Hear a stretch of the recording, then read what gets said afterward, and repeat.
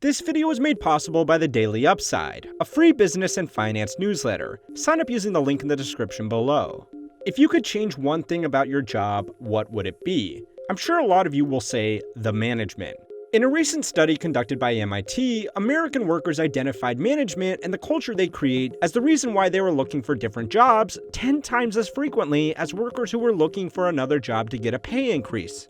Good managers do exist, but even if you are lucky enough to find one, they are often stuck with poor management of their own that trickles down throughout the entire corporate structure. In an age where staff turnover is costing businesses billions of dollars a year, you might expect that companies would do their best to address this problem. But even companies like Google and Apple that do their absolute best to create world-leading working environments are still called out for their toxic leadership. It's not just staff turnover either. Management structures determine the direction of the companies, and it feels like every other week their poor performance is the reason behind a company going under. So why do managers always suck?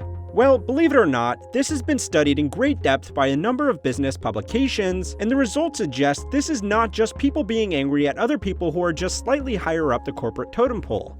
Managers always have and always will be terrible at their jobs, but it is possible to see why, and with any luck, you can use these findings to avoid being a terrible manager yourself. So it's time to learn how money works, which was made possible today by the Daily Upside, a totally free, high-quality newsletter with a focus on business and finance. The Daily Upside employs a team of financial analysts to make sure that the stories they are putting out are more than just the opinions of journalists giving their hot take on some new issue. The Daily Upside picks the most important events and then tells you what you need to know about them in an interesting and concise way. I will admit that I have enjoyed an endless scroll or two through brain-dead TikTok content when I first wake up. Fortunately, the Daily Upside is a much healthier alternative that gives me something to do while working up the motivation to flop out of bed. I particularly enjoyed the recent reports on the real reasons behind Netflix's catastrophic share tumble and insights into why Goldman Sachs' CEO feels like his $35 million salary was not nearly good enough. Use the link in the video description to sign up for free and enjoy having world-class reporting served to you every morning with the Daily Upside. Now back to our incompetent manager. There are some obvious issues to address first. In a perfect world, managers would be promoted into their positions after displaying strong proficiency in the roles they would be managing, or better yet, they would be recruited because of their qualifications and experience in similar roles. Obviously, this does not always happen, and nepotism, favoritism, and plain old bad hiring decisions give us managers that should not rightfully have their jobs. But this is probably not as big of a problem as people think, especially not in large companies where hiring and promotion decisions are handled by strict working procedures, not individuals who could give the job to their useless son-in-law. Instead, one of the biggest problems is what business analysts call the Thelbert Principle. Popularized by comic writer Scott Adams, the Thelbert Principle states that incompetent workers who are not bad enough to fire are put in supervisory roles to get them out of the direct workflow. This normally doesn't happen directly, but rather it happens through lateral movements that line the Dilberts up for promotions down the line. If a Dilbert works in a research analyst team, but they consistently make coding mistakes which slows down the work of their fellow analysts, a manager might decide to move the Dilbert into a non-operational role. For example, this particular Dilbert might be put in charge of helping new employees, showing them around, and teaching them how to use the company systems. This lets the proficient analyst remain on task without having to stop or fix the Dilbert's mistakes, or teach the new employee how to connect to the office printers. Now, in a vacuum, this is good management. People should be given tasks they can perform well, but the problem comes in when management positions open up in this hypothetical company. The Dilbert would have an edge over his arguably more competent peers because on paper, not only does he have the experience of doing the business analyst work that everybody else did, but he was also responsible for onboarding new employees, a skill that looks great for a potential manager. The Dilbert gets their promotion because they were given a task to keep them out of everybody else's way. Now I want you to remember this Dilbert, because believe it or not, there is something to be learned from them about effective management, which I will address later. A similar concept in business management is the Peter Principle. This was a concept developed by Lawrence J. Peter, a hierarchologist, and published in a book of the same name.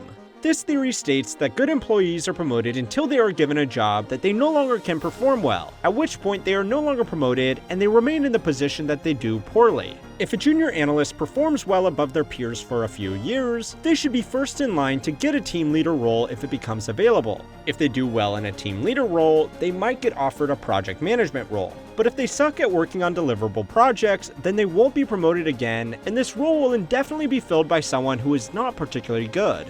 Another great example would be Michael from The Office. By all accounts, he was a fantastic salesman, and that's why he was promoted to regional manager. The problem was that he lacked the skills or personality to perform this role effectively, so he stayed there for 3 years on end, making the life of his subordinates miserable. The Peter Principle is important for people making hiring and promotion decisions to understand, because a cursory understanding of this theory would have you believe that corporate positions are simply a ladder, where each rung is harder to climb than the one below it, which is of course simply not true. This means that some Peters could do really well in a position above their current role, just as they had done well in a position below their current role, but nobody would ever know because they aren't going to be promoted outside of their position that they aren't doing well in, and nobody wants to move into a position below what they currently have. The Peter Principle also covers a unique brand of manager who is no longer motivated by promotions. These are the people that may have been motivated to go above and beyond to secure themselves a promotion or a big pay raise, but are now happy with the job and the salary that they have. They don't want to be promoted, so there is no reason for them to put in the work beyond the bare minimum to avoid termination. So far, we have only looked at the often hated middle managers in large corporations. These are the people that statistically, most of you watching will have the displeasure of dealing with in your careers. But these issues often go right up to the very top. Founder syndrome is the theory that companies face significant difficulty when their founders maintain disproportionate control over the company's activities, coming at the expense of the employees, shareholders, and customers. Founders are obviously very important figures in a company, and their vision is what is responsible for getting the company started in the first place. But great visionaries are often not great managers. Founders can often conflate themselves with the brand. Who do you think when I say SpaceX, Facebook, Microsoft, or even Bloomberg? This can be good if the founder is charismatic and publicly likable, but that's rare because the public doesn't generally like billionaire company founders that much. This gets a whole lot worse if they end up doing something terrible because their personal reputation is inextricably linked to the company's reputation. Founder syndrome is also likely to foster a culture of micromanagement as founders want to retain control over all elements of the business, no matter how large it gets. The founder's skills and experience play a huge part in the initial success of a company, and they often want their work precisely replicated by everybody that comes on board to assist them with scaling the business. Founders also fail to manage the tedium that comes with running an effective business. A startup is fast-paced, and a company leadership will be challenged every day with massive decisions that will determine the direction and survival of the business. Once a company is at scale though, a lot of senior managers' time is simply spent overseeing boring business functions. Are people being paid on time? Are staff workloads being managed effectively? Are expenses being properly processed? These are all things that are essential to a healthy business, and they are all roles that a good CEO should oversee. But good founders don't necessarily make good managers, and these kinds of tedious tasks are the first to be neglected by self-proclaimed big picture guys. If management is eternally destined to suck, then what can people do if they want to try and be good managers themselves? First of all, that is a noble pursuit, and I guarantee wanting to be a good manager makes you a better manager than most people. The next step is to really ask yourself why you want to be a manager in the first place.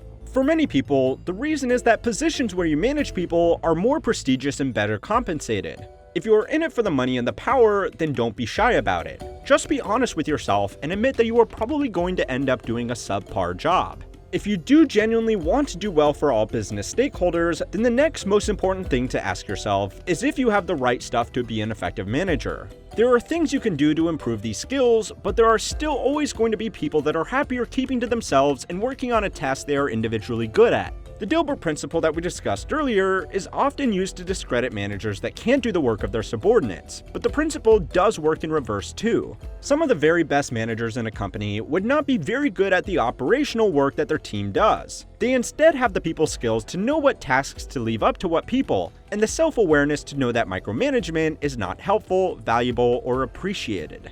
The story of managers single-handedly guiding company to successes are rarely true. But it is important that you believe that they are. To find out why, go and watch my video analyzing the myth of the job creator. A special thanks again to the Daily Upside for making it possible for everybody to keep on learning how money works.